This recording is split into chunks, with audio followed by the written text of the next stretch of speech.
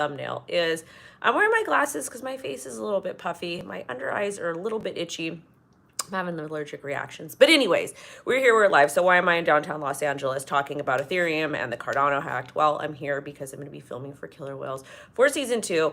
Super excited. Was there not yesterday, but the day before, doing some of the pre-stuff, which was super cool.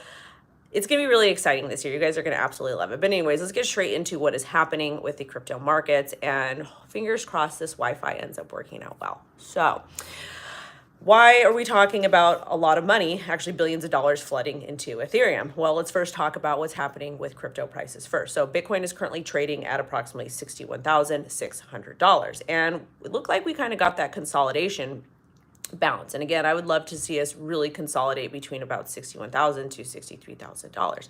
And again, we talked about that drop from the all-time high at $74,000 all the way down to like the $60,000 area. But the fact that we dropped, that's amazing. That's fantastic. That is exactly what we want to see. However, if we do break below 60,000, then we could potentially see $50,000 Bitcoin, which is not good. We don't want to see that. Well, actually, I wouldn't mind if we did. And the reason why I wouldn't mind if we did, because again, a lot of people feel like they missed out on this particular cycle, and I don't think that's the case. I think the case is that we got really excited. People got super bullish. We saw the Bitcoin spot ETF pop up. Things went absolutely bonkers. I mean, a lot of the majors didn't really pop off too crazy. We saw memes, some outliers, etc. But I feel like there was like a bunch of hype. So I feel like hoping, fingers crossed, we see like a real cycle come about. But at the same time, we had talked about a lot of these altcoins not coming back because that's happened in the past before. If you take a look at the previous cycles, you will notice that a lot of the top 100 coins don't necessarily come back. And you can simply do your own research on that via CoinMarketCap or CoinGecko and see what some of the top coins were way back in the day. But anyways, that's kind of the update with Bitcoin price action as far as Ethereum goes, because again, we have that Ethereum spot ETF that is supposed to launch around July 2nd, which is like what, next week.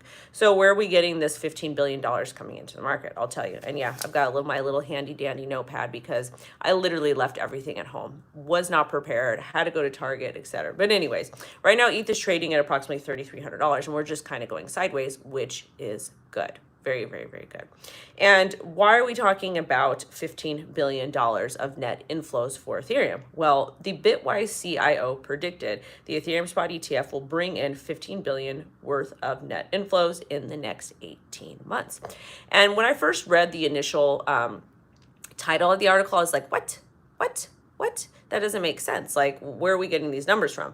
But they basically compared the Ethereum market cap to the Bitcoin International ETP market data. And as far as Bitcoin goes, the spot Bitcoin ETF hit $15 billion net inflows in 5 months. We'll talk about Cardano in a second, okay? So with that being said, they're basically taking the market cap of Bitcoin, or excuse me, they're taking the performance of the Bitcoin ETP, their market data, the inflows, the outflows, all the different things that are happening in that, and comparing that to Ethereum. And the reason why that's important is because we don't have any previous data for Ethereum to look back on, you know. So they're basically looking at what happened with Bitcoin, but on a smaller scale, which to me, that makes sense. So, but the reason why they're giving the $15 billion amount is because that's what Bitcoin hit in net in 5 months, and they're giving Ethereum about 18 months hit. And to me, that makes sense. That makes complete sense because they're talking about Ethereum hitting that price point or that metric within a 15-month period. I know that darn light. You know what? This ring light is amazing, but I'm going to have to get a new one eventually. Anyways, let's get into the next part of that story. And again, my handy dandy notebook over here. So as far as that goes, I do think that could potentially happen. Again, I have got a pretty large bag of Ethereum, and I've got a decent amount of Bitcoin, not compared to some. Also, to you guys, make sure to smash the like and push this out and share it, because for some reason YouTube is not doing that and it's bothering me.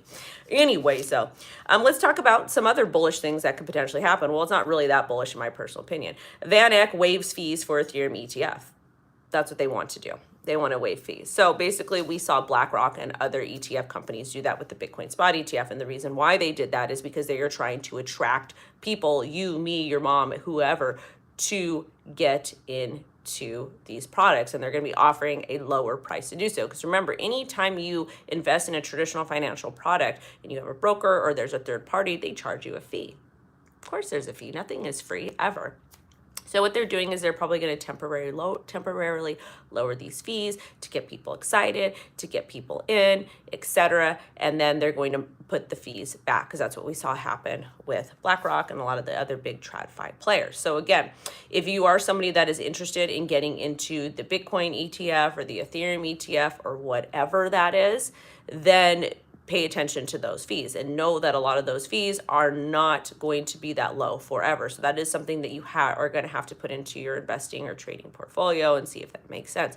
But again, remember that you can buy Bitcoin and Ethereum and all of these other crypto assets that you've done your due diligence on without having someone manage it for you and custody your own keys. But you do whatever works for you, literally whatever works for you. Now, the next part of Ethereum. There's some more bullishness to it. So this is about the merge, because apparently we're starting to see some results for this. And again, it's kind of interesting how long that it took for us to actually get results from the Ethereum merge from proof of work to proof of stake. And remember, Ethereum does have an infinite supply. You can continue to make more Ethereum in specific cases. Again, not a dev, not super tech savvy. I just know that the quantity of Ethereum is not capped like Bitcoin. Bitcoin will always be 21 million, and it's important to know. And it's just how their mechanism, the protocol works. So the Ethereum supply inflated for 73 days. So the supply has been increasing. So we're seeing inflation with Ethereum. Oh my. Isn't crypto supposed to be inflation proof or deflationary and all that stuff? Well, kind of sort of. Bitcoin is, but not some of the other stuff. So anyways, the supply of Ethereum was inflated for the last 73 days, and it's been increasing since the Denkan upgrade on March 23rd, and over 112,000 Ethereum added since April 14th. Apparently, the upgrade decreased Ethereum burn on mainnet due to lower transaction fees, which is pretty interesting to me. Thank you. I've had these for a very long time. But as far as the transaction fees being lower, I've seen, like, in the last 30 to 60 days, because I still do most of my stuff on Ethereum, okay? So I have seen fees go from like $50 per transaction to $3 per transaction, $1 per transaction, never under $1. But I've seen them fluctuate. So I don't know if that's part of the whole entire thing. Anytime I've talked about the merge essentially lowering transaction fees, the developers like, no, that's not how that works. But again, they're saying that that's why it happened, or why they went ahead and did the merge. So I don't know. I have noticed a lot of decreased fees. However, I don't know how I feel about the amount of supply that you can just continue to keep minting. Plus, you know, it's not Bitcoin, but it does serve a different purpose. So with inflation, Ethereum total supply decreased to 340,000 ETH since the POS merge. So the total supply decreased overall, but they're having inflation, etc. And I guess it's just part of the whole entire process of this merge. Now, that being said, there were reports that did come out yesterday about there was a DDoS attack on staked Cardano that was failed. So again, the person that tried to do it actually failed. I don't have a bunch of the details because, again, I don't have my proper setup, but that did happen yesterday. It's all over Twitter. It's kind of a hot mess. But anyways, with that being said, like, I don't have any ill will towards Cardano at all. I hold ADA. But I think that it does have the potential to continue to do well. Because again, we like to talk a lot about Cardano and Ethereum and Solana and a lot of the other layer ones continuing to compete. And again, I think that's extremely important that we do have this competition in the market. Because again, if we take a look at Solana, like Solana kind of saw Cardano and they saw Ethereum and some of the other layer ones, and like, you know what? We want to create something that's really cool. And yesterday we had talked about Solana coming out with blinks, which are blockchain links. And you can do that through Phantom Wallet. It's still essentially kind of in beta experimental mode. But at the same time, like, that kind of worries me a little bit because we're so cautious about clicking links. We always should be. So anyways, I like Cardano. I think it's fantastic. That did happen yesterday. There was a DDoS attack. It did fail, which was pretty interesting. So shout out to that entire ecosystem.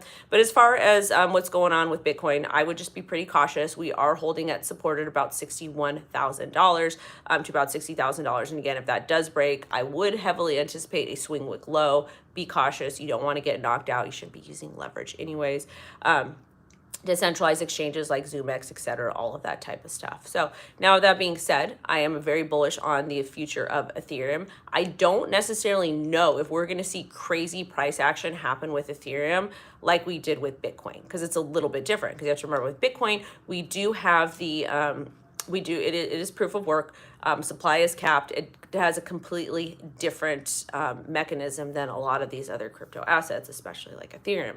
Ethereum is really essentially for building. Bitcoin is more like the digital gold, but again, you can use it however you want. So I don't know if price will appreciate like people think it's going to instantly, but at the same time, that could happen. But I do think that we will see $10,000 Ethereum in the future. I just don't know when. And I think that you should be cautious about that, you know, and understand that the markets are moving a little bit differently. And as far as altcoin season goes, I'm hearing a lot of people talk about that. We're in altcoin season, but this altcoin season is looking very different than it looked in the past, because we have all these meme coins. And again, we've had meme coins in the past too. It's just a lot different, and it's easier to use because you could do that with Solana super fast. You don't have to pay a lot in gas fees, so people are able to create, pump and dump, do all these types of things. So I don't know, that's just my personal thoughts on the market Ethereum. Anyways, you guys have a great rest of your day. Make sure to like, comment, subscribe, set alerts. I think I'm dropping a video for you later. I have no idea, but I'm gonna try to actually go to the gym here and like get a real workout in with real equipment. I'm gonna try and probably embarrass myself in the gym. But I hope you guys have a good rest of the day. Thank you so much for supporting me. Shout out to Alexandra and Mr. R and to John and to D and to Gamer and all the other people. Graham says charts. There's nothing really I can do charts with, you guys. Like as far as charts go, we talked like what's happening with Bitcoin. Bitcoin's sitting at crucial support at about $61,000 to $60,000. With that being said, Ethereum is just kind of going sideways between like 32 and 35. And then meme coins, you can't really chart those. A lot of these like lower cap stuff, you can't really chart them. So as far as alt season goes, you're not gonna, I don't know what alts are gonna pop off in 2024. So anyways, bye babies, have a good rest of the day, and I will see you later. Bye-bye.